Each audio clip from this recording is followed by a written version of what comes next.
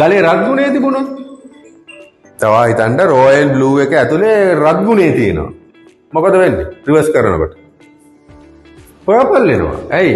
නිල් අඩු වෙනකොට රතු ටික පේන්න ගන්නවා ගල දෙගුණෙට පේන්න. එතන මම ඒ කතාව නෙමෙයි මෙතන කියන්නේ.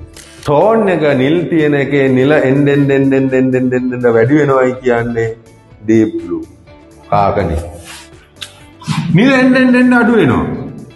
ආයතනක මේ පාට මල් පාට මේ හරිය තියෙනවා ෆැන්සි ටෝන් එක නිල් තියෙන එකේ මෙතන අපි හිතන්නකො මීඩියම් තැන ඉඳලා කෝන්ෆ්ලවර් රොයල් බ්ලූ කාක නිල් වුණා.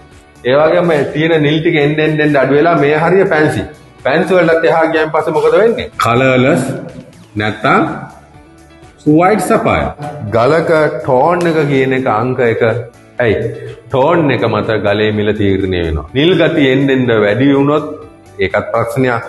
නිල් ගතිය නිලේ තියෙන නිල් ටෝන් එක එන්න අඩු වුණත් ඒකත් ප්‍රශ්නයක්. මේක මොන ගලකට වුණත් පොදි.